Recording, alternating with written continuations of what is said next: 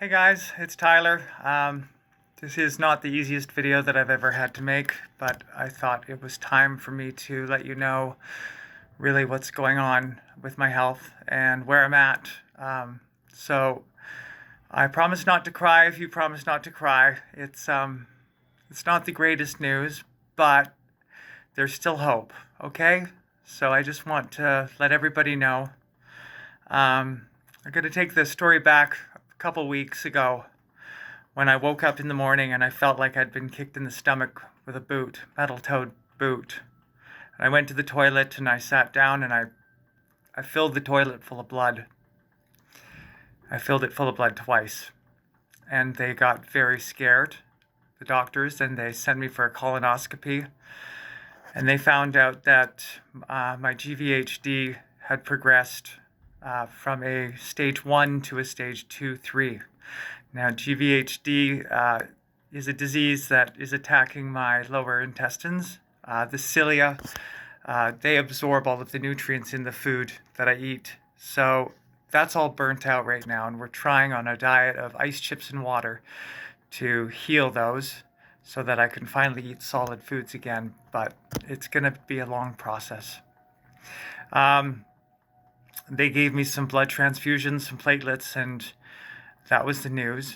And we thought everything was fine until about 10 days later, when at night I woke up in the middle of the night. I had a bowel movement and it was 500 milliliters, and that was the largest that I'd had since I hemorrhaged. So I found it very difficult to go back to sleep. The next day I hemorrhaged again, and the doctors said to me that if I continued to do this, it could get so bad that I could bleed out and my heart could stop. And they wanted to know that if that was the case, whether they should resuscitate me or not. And of course, I said, of course, resuscitate me. If you can keep me alive, for sure, because I've got a wedding to go to. And the wedding is my niece's wedding. She's only 4 years old now, but it's in 20 to 25 years. And I'll be damned if I'm not going to be at that wedding. Okay? So we waited and waited for some test results, and the doctors finally came in to see me. And they gave me some bad news. They told me that they didn't think they could cure my cancer. I've had a recurrence.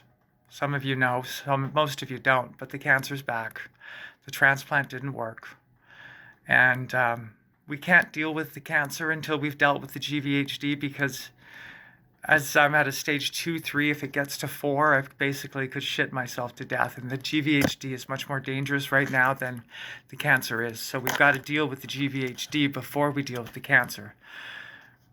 But there's not much they can do with the cancer.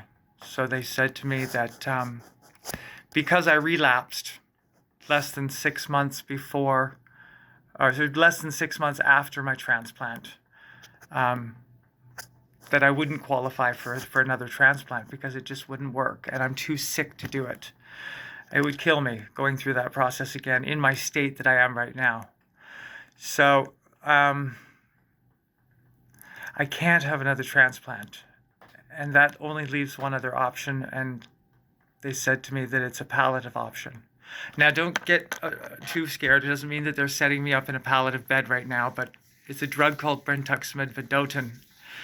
And it was what I was on before I came into have my stem cell transplant here at Princess Margaret. And it's not a curative drug, but it is a cancer management drug. And I asked them how long it would give me, and they said 6 to 8 months.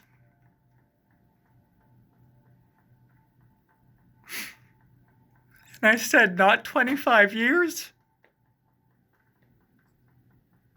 And they said, no, not 25 years. But 8 months could turn into 10 months, and 10 months could turn into 20 months. We don't know. We don't know how your body's going to respond. And I said, well, that's not good enough. I have to get to that wedding. And everybody has the right to be wrong, right? These doctors are wrong. I'm going to get to this wedding. And brentuximab is the kind of drug that um, they don't know enough about because they don't have the research on. And you know what? If it turns 8 months to 20, there's always new cancer drugs coming out and there's new treatments, right?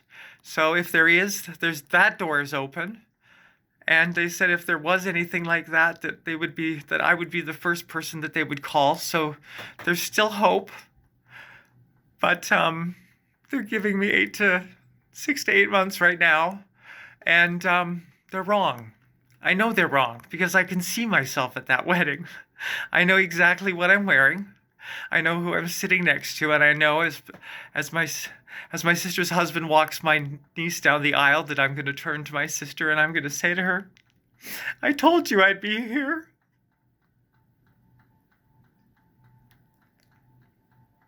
So I'm getting to that wedding, and I need your help. Not financially, guys. You guys have helped me so much. But when I get out of here, I need a personal trainer. I need to get my body in the best shape possible. So if anyone knows a personal trainer who can help me, or somebody that is a personal trainer, I need to start eating organic foods only. I need to start doing alternative medicines. I need the chaga mushroom tea. I need to start doing the CBD oils and all of that.